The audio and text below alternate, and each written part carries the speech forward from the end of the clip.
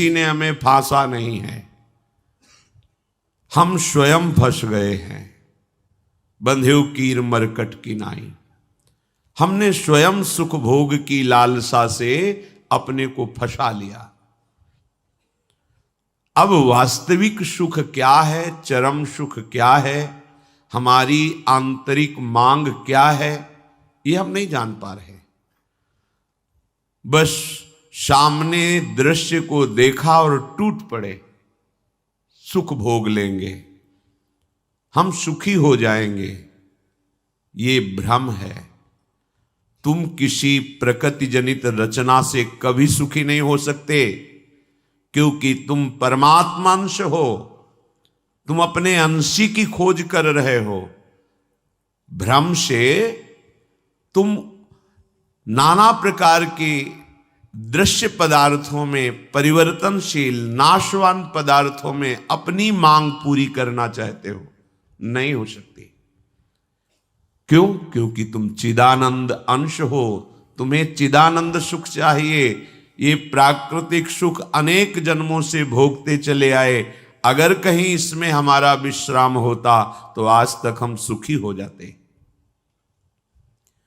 भगवत कृपा से संत समागम प्राप्त होता है, पर कैसी मलिनता बुद्धि की है कि संत समागम में जाकर के हम यही जानना चाहते हैं कि वो उपाय बताओ जिससे हमें मांगे हुए भोग प्राप्त हों।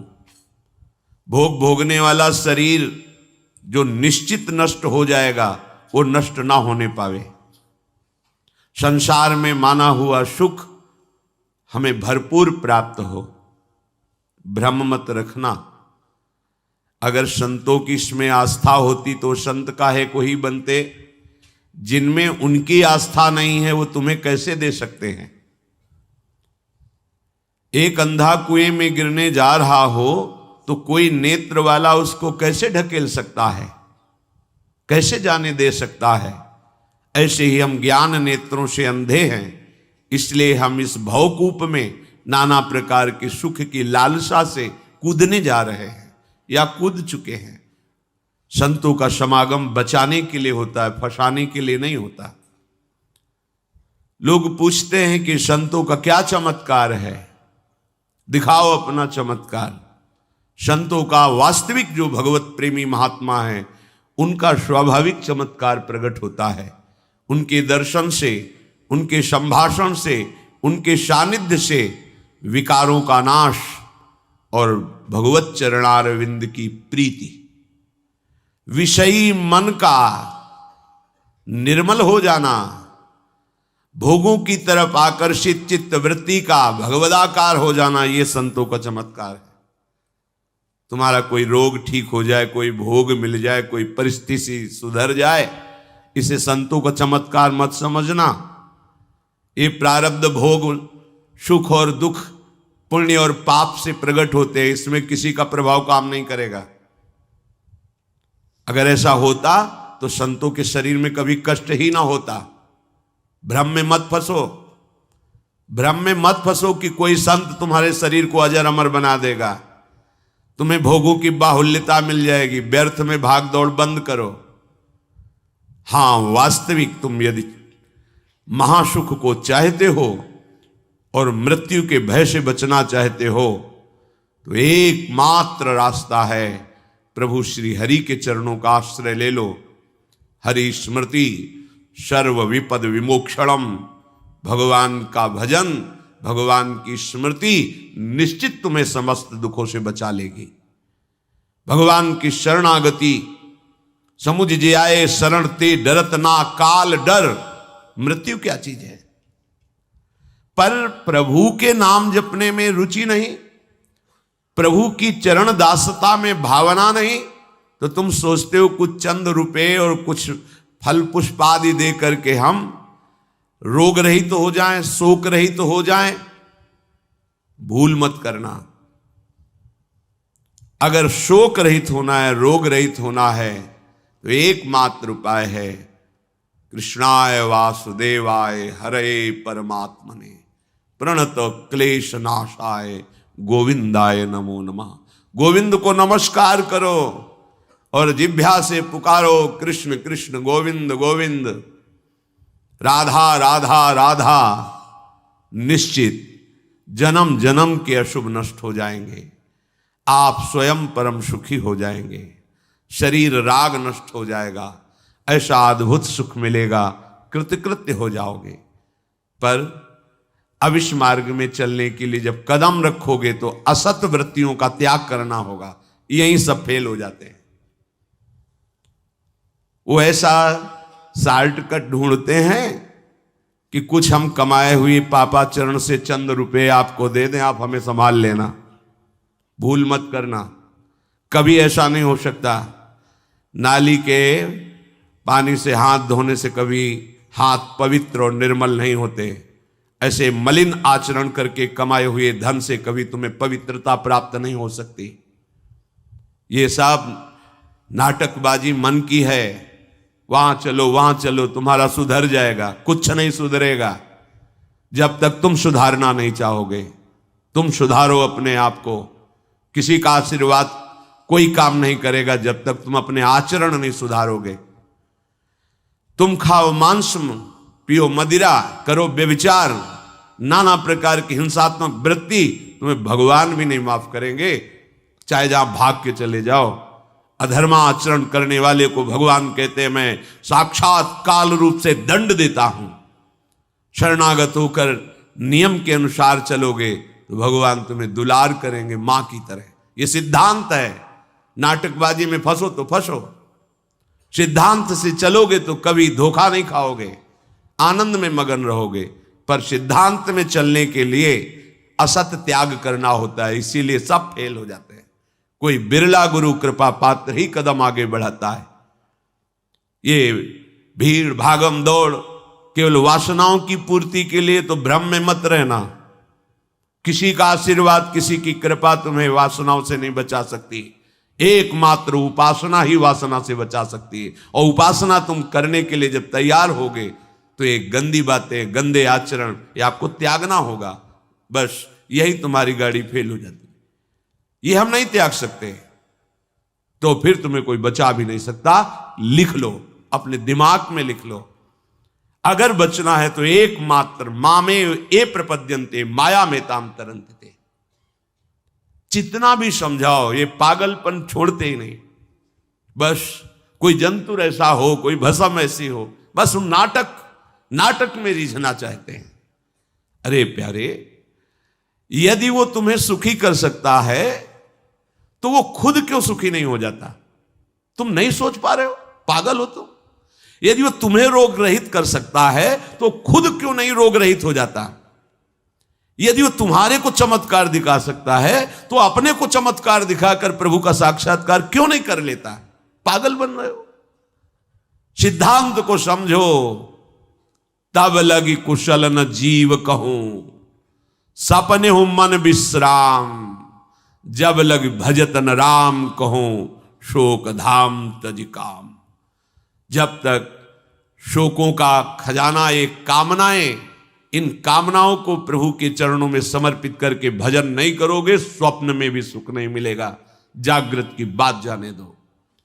जो चाहत है नित्य सुख, अरु मन को विश्राम, यही सब चाहते हैं।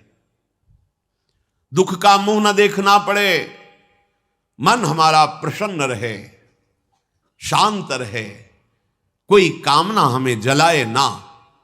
हां, है मार्ग। हित ध्रुव हित सो भजत रहो, पल पल श्यामा श्याम श्यामा श्याम श्यामा श्याम। अब ये करना नहीं, तुम्हें भजन करना नहीं, पवित्रता से रहना नहीं, आचरण सुधारने नहीं, मनमानी आचरण करना है तो भगवान तुम्हारे हृदय में भी बैठे हैं, कुछ नहीं कर पा रहे। देख लो ना, सबके हृदय अछत विकारी, सकल जीव जग दीन दुखारी। सबके हृदय में अखंड आनंद परमात्मा विराजमान है, लेकिन सब दुखी हैं, सब क्लेशित हैं, अशांत हैं। क्यों? तहां बेदस कारण राखा, भजन प्रभाव संत श्रुति भाखा। भजन नहीं कर रहे हो इसलिए।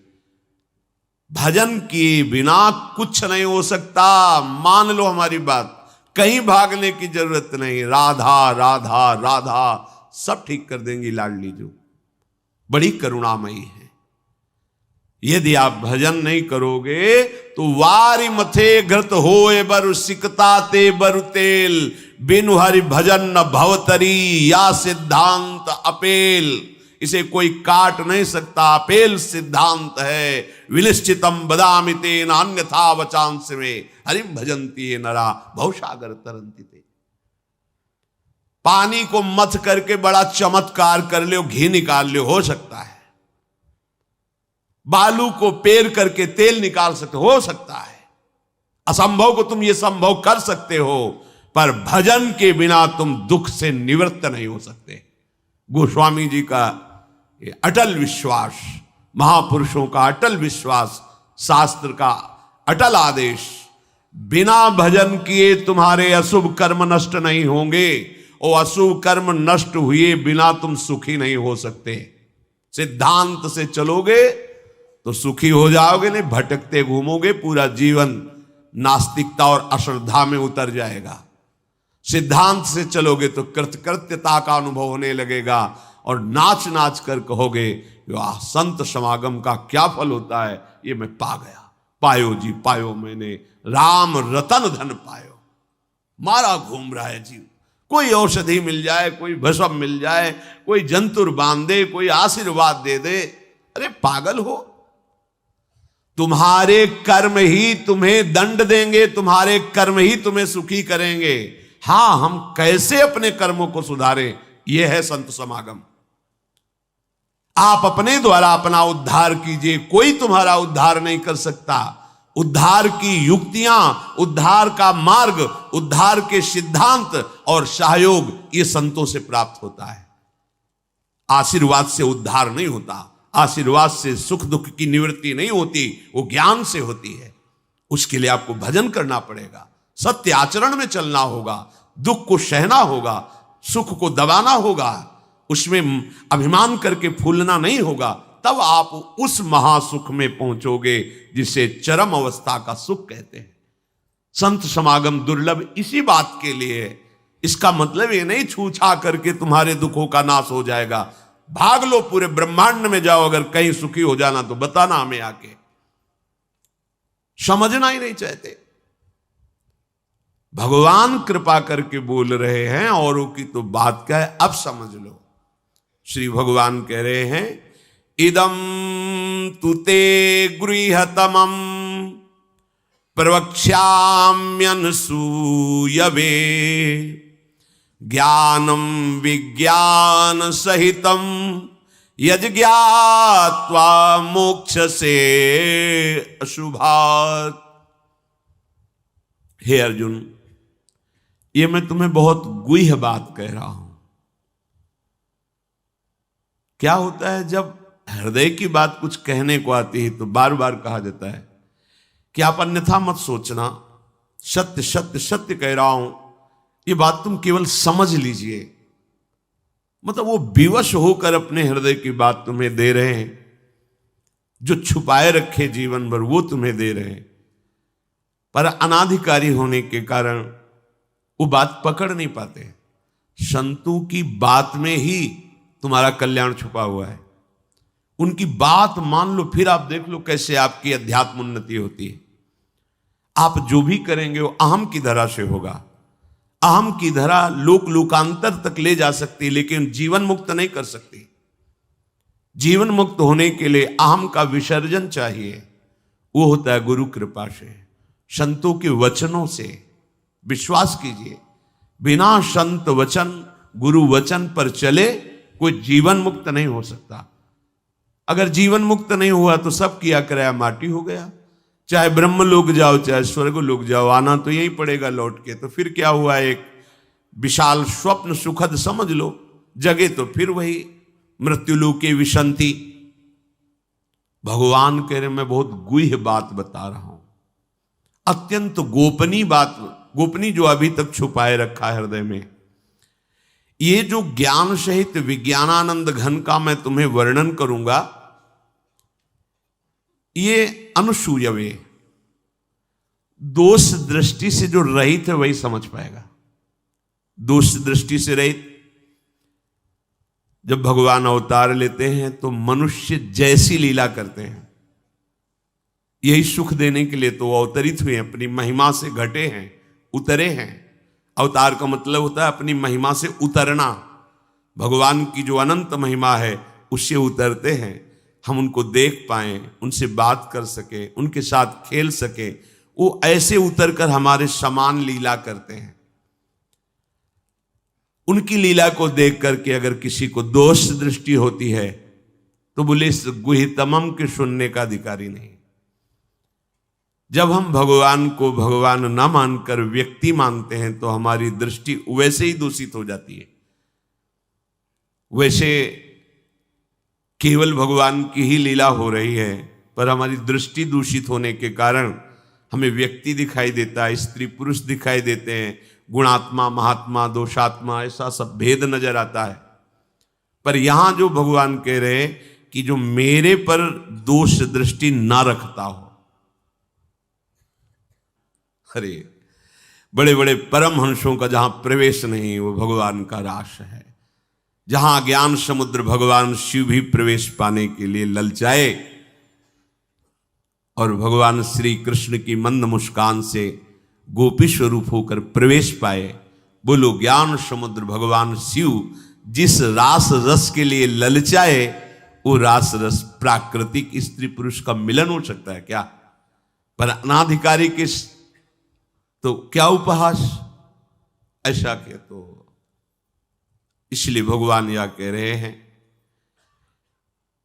कि जो अनुसूयवे प्रवक्ष्याम अनुसूयवे, जो मेरे से दोष दृष्टि नहीं रखता। अब आप केवल मेरे ही आज्ञा का पालन करेंगे, मैं जैसा कहूंगा उससे एक कदम पीछे नहीं हटेंगे। हो भाग्य, कितनी कृपा कि मुझे समस्त प्रपंच से समेटकर एक मार्ग में लगा रहे।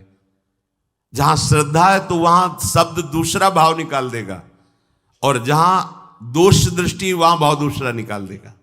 इसलिए श्री भगवान कह रहे, मैं अत्यंत गोपनीय बात तुमसे कह रहा हूं हे अर्जुन। अपने प्रियजनों से, प्रिय शिष्यों से बात कही जाती है। तब तक गीता जी का श्री भगवान ने उपदेश अर्जुन जी को नहीं दिया जब तक मित्र भाव रहा, नहीं दिया। सारथी पद पे बैठे हैं, आज्ञा की दोनों के बीच में रथ, इधर सेना कौरवों की पांडवों के बीच में, भगवान बीच में खड़ा कर दिया। जब देखा मोह ग्रसित हुए, निवारण में असमर्थ पाया, तो भगवान की शरण में होकर के कार्पण्य दोषो भरत स्वभावा प्रछामि त्वाम धर्म सम्मूढ़ चेता। हे प्रभु, अब मेरे में सामर्थ्य नहीं रहेगी कि मैं निर्णय कर सकूं कि मेरे लिए श्रेय क्या है, परम कल्याण क्या है, ये आप जानते हैं। प्रभु कुछ नहीं बोले, तो बोले शिष्यस्ते हम साधिमाम त्वाम प्रपन्नम, मैं आपका शिष्यत्व स्वीकार करता हूं। हे जगत गुरु श्री कृष्ण उतरे साष्टांग दंडवत हुए और कहा, मैं आपका शिष्य हूं, और ऐसा शिष्य हूं जो पूरा समर्पण किए, प्रपन्नम, मन वचन कर्म से आपको समर्पित हूं। तब गीता जी का प्रादुर्भाव भगवान के श्रीमुख से हुआ। जो प्रिय जन होते हैं, समर्पित जन होते हैं, उनको हृदय की बात बताई जाती है, क्योंकि वो उसमें दोष दृष्टि नहीं करेंगे। अगर प्रियता और समर्पण नहीं है, तो देखो ना, कह रहे मेरे को प्रणाम करो, मेरे को ही पूजा दो, मेरी आज्ञा में रहो, मेरे मन वाले बनो। हे अर्जुन, तुम उस परमात्मा को ऐसा समझो कि उस सारे जगत को जैसे बर्फ में जल ही जल है ऐसे व्याप्त करके विराजमान उस परमात्मा को, उसी के आगे ये बोल रहे हैं। देखो, अब हम गुह्यतम बात कर रहे हैं, उस परमात्मा को नहीं, मुझ श्री कृष्ण को। मेरे में मन लगा, मेरे को प्रणाम कर, मेरे को नमस्कार। ये महापुरुष जन रास्ता देते हैं। अब तुम्हारी कहां श्रद्धा टिकती, वो ये देखते हैं तुम्हारे लिए कोई आश्रय है, अभी तुम्हारी खोज अभी पूर्ण हुई कि अभी खोज बकाया है, खोजो तो खोज लो, नहीं तो वहीं पकड़ के बैठ जाए कि अब बने तो रघुवरते बने, बिगड़े तो भरपूर। अब बनेगी तो आपसे बनेगी, बिगड़ेगी तो आपसे बिगड़ेगी, अब हमारा कोई आश्रय नहीं। ये अत्यंत गोपनीय बात हरेक के सामने नहीं कही जा सकती, क्योंकि इसमें भगवान अपनी खुद बात महिमा का वर्णन कर रहे हैं।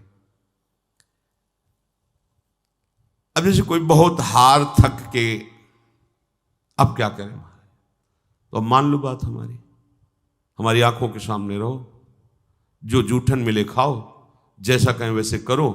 अगर अध्यात्म की भूमिका न जागृत हो जाए तो कहना। गुरुजनों की बात किसी से प्रमाणित करने की आवश्यकता नहीं होती। आपको गुरुजी ने क्या कहा, क्यों आप कौन हो, हमारे बाबा गुरु हो क्या, क्यों हम आपको बताएं? हमारी और हमारे गुरुजी की बात हो गई, तुमको क्यों बताएं क्या गुरुजी ने कहा? तुम हमारे निर्णायक हो क्या? चलो दोबारा नहीं मिलेगा। पर बैठाल के वो आज प्रवचन में ये कह रहे थे, समझो। अब वो जो समझाएगा वो तुम समझ जाओगे, जो गुरु समझा रहे थे वो समझ में नहीं आएगा। इसीलिए भगवान करें अत्यंत गोपनीय बात है। जब तक हमारा ये मन समाधान नहीं पाता तब तक भटकना पड़ता है। कहीं एक जगह पकड़ लो, ये जो अनेक जगह भटकना है बंद करो, एक जगह पकड़ लो, एक विश्वास रख लो, एक नाम जो गुरु ने दिया, एक मंत्र दिया है, अविद्या का नाश हो जाएगा, माया परास्त हो जाएगी। पर समझ नहीं पाते। दुकानें लगी हुई हैं, 4-6 दुकान घूम लेते हैं, चलो घूम लो, पर कहीं एक दुकान तो बांध लो कि हमें सारा माल यहीं से लेना है, तो तुम्हें छूट मिलने लगेगी। एक व्यवहार, हजारों की लाइन लगी, लेकिन आने दो, ये पर्सनल ग्राहक है, आने दो। ऐसे ही मेरे ईश्वर की दुकान में है सबका जीवन खाता। परिचय तो बना लो भगवान से, निहाल हो जाओगे। भटकना, हम जब ये बातें सुनते हैं ना तब लगता है कितनी हंसी की बात। जितनी देर तुम अमुक जगह जाकर के झाड़ फूक करवा कर उतनी देर राधा राधा जपो, बिल्कुल ठीक हो जाएगा, सब ठीक हो जाएगा। क्योंकि कोई भी जो हमें क्लेश देने के लिए आया है, कर्म है हमारा। चाहे भूत हो, प्रेत हो, चांडाल हो, रोग हो, दुख हो, विपत्ति हो, ये सब हमारा कर्म है। और उस अशुभ कर्म का नाश करने के लिए भगवान नाम जय घोष कर रहा है।